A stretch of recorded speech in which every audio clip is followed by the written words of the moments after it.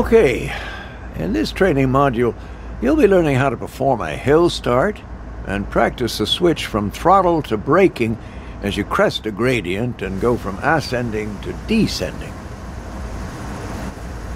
You'll be using GE ES44AC locomotives hauling heavy intermodal freight. Now you'll go through the steps needed to take over this locomotive.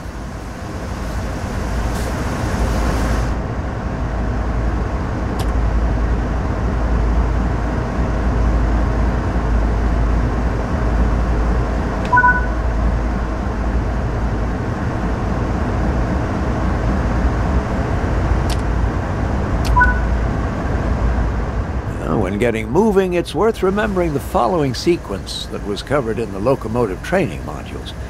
Independent on, auto off. Throttle on, independent off. Let's go through that slowly and understand why.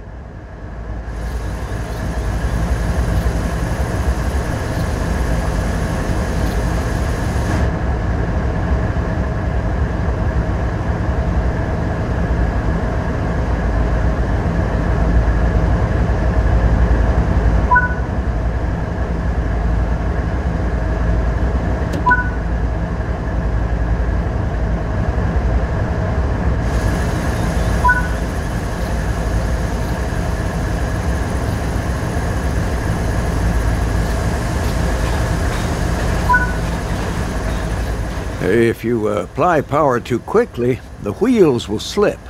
If this happens, reduce the amount of power to regain control and then gently reapply.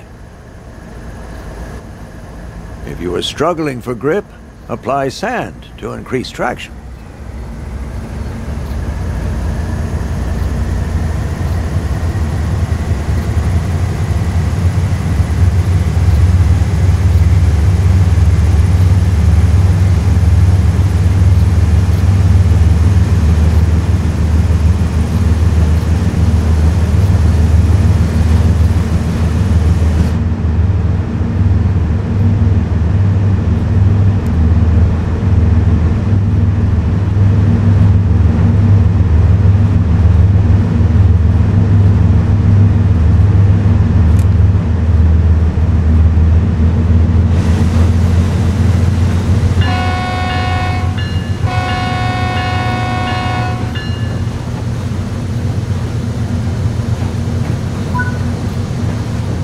That's it. You're moving forwards under power.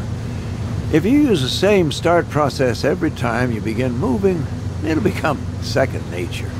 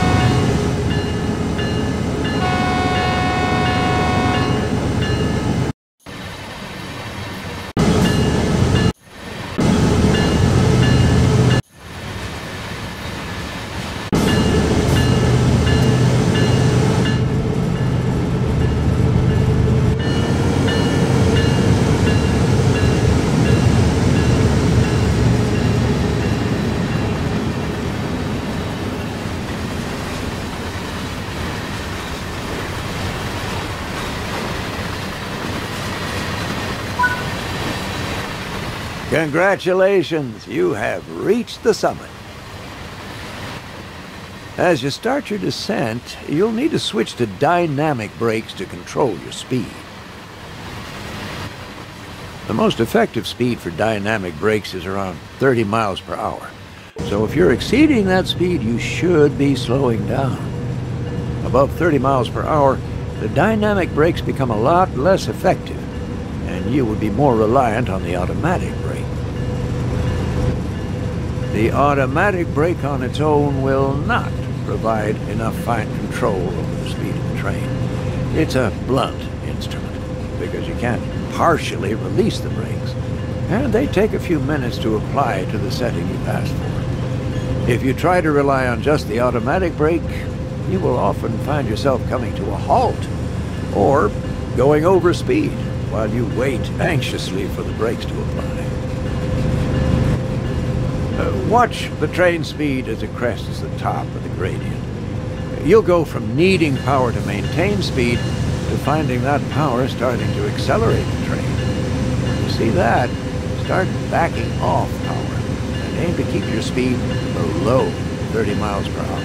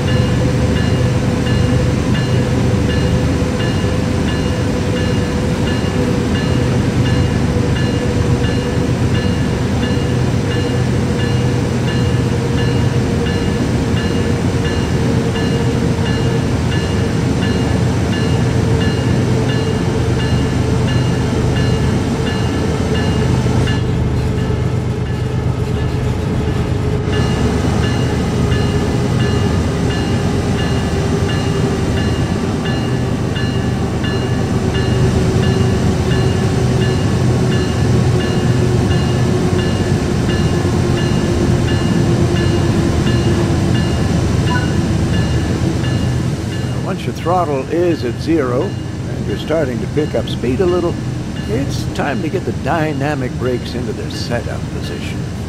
They'll need to be there for 10 seconds before you can use them further.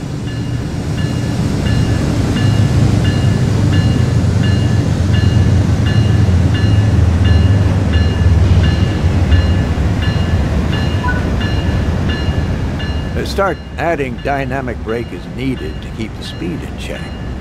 The dynamic brake is only on the locomotive and will react nearly instantly. As you begin to get to larger amounts of dynamic brake needing to be applied, it's time to bring in the automatic brake to help. In most cases, a minimum set of automatic brake is enough. Apply that now. Watch out that on some locomotives, as you apply the automatic brake, this will cut the dynamic brake out entirely. This is because of the brakes applying on your locomotive. If you notice this happening, pull the independent brake towards you into the bail-off position, and it will release those brakes only, leaving the automatic brake on the rest of the train. And you will see the dynamic brake come back into action immediately.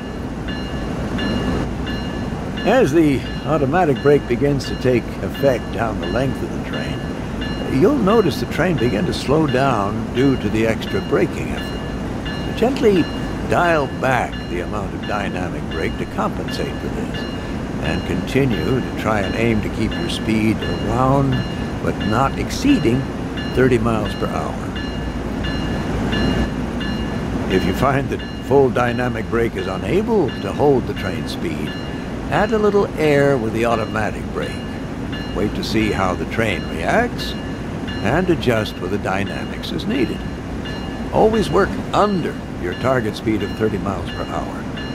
If you find yourself chasing faster speeds, you'll need to take more substantial corrective action with the automatic brake. Okay, come to a stop up ahead using the automatic brake.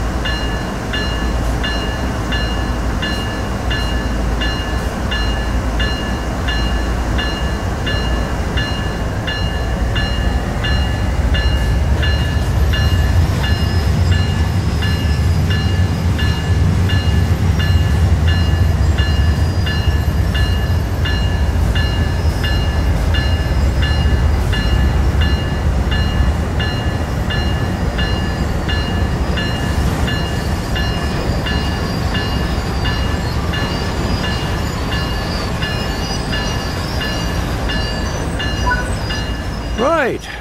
Well, that concludes this training module. It is highly recommended that you practice both hill starting and the change from ascent to descent until you are comfortable with them. They are one of the more challenging aspects of operating heavy freight, and you'll really feel like you're in more control of this train as you get the hang of this task.